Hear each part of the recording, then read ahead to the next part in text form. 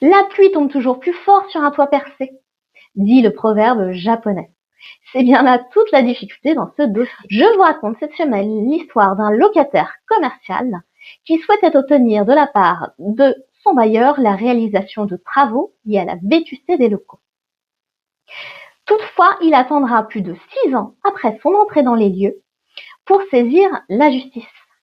Cette patience va indubitablement perturber sa demande. En 2012, dans la région d'Orion, une société conclut avec une autre un contrat de bail commercial pour des locaux à usage de fabrication industrielle de meubles. Le loyer est fixé à la somme annuelle de 438 000 €. Et le contrat de bail contient une clause au terme de laquelle la société locataire accepte les locaux en l'état et renonce à tout recours contre son bailleur du fait de cet état. Cependant, en octobre 2018, la société locataire met la société bailleresse en demeure d'avoir à réaliser des travaux de réfection de la toiture. La société bailleresse refuse. La société locataire saisit donc le juge des référés qui fait droit à sa demande d'expertise. L'expert réalise sa mission et dépose son rapport en février 2020. Il conclut effectivement à la vétusté des locaux et en particulier à celle de cette toiture et estime que les travaux de reprise s'élèvent à la somme de 6 millions d'euros. La société locataire saisit alors la justice aux fins de condamnation de la société bailleresse, d'une part à réaliser les travaux de reprise et d'autre part à l'indemniser du préjudice subi. Toutefois, le tribunal judiciaire va estimer la demande prescrite. Et sur appel, la cour d'appel aura le même avis. Cela signifie donc que la société locataire ne peut obtenir ni indemnisation ni réalisation de travaux. Mécontente, elle forme un pourvoi en cassation. Elle soulève un argument. L'obligation de délivrance conforme du bailleur est une obligation continue qui a lieu pendant toute la durée du bail, de sorte qu'elle peut agir aussi longtemps qu'il n'est pas remédié à la vétusté.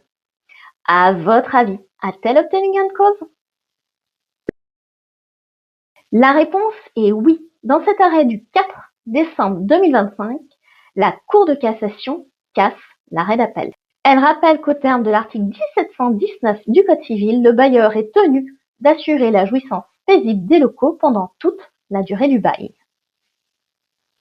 Et si dans un contrat de bail commercial, il est possible de mettre à la charge du locataire les travaux liés à la vétusté, cela doit faire l'objet d'une mention expresse dans le bail.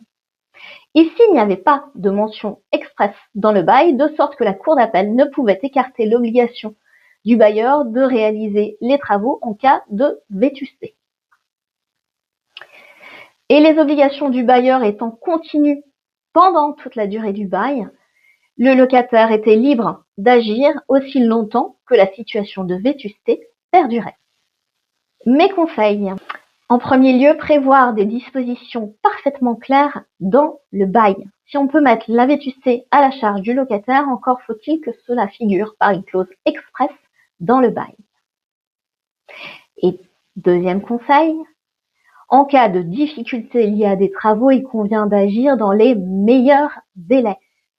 Si le locataire ici a obtenu gain de cause, il a perdu 5 ans rien que pour faire reconnaître son droit à agir en justice. C'est bien dommage d'avoir perdu autant de temps, sachant que le combat n'est pas terminé. Si cette vidéo vous a plu, je vous invite à la commenter, à la liker ou à la partager. Vous pouvez naturellement vous abonner pour suivre toutes mes vidéos. Quant à moi, je vous dis à la semaine prochaine pour une toute autre thématique.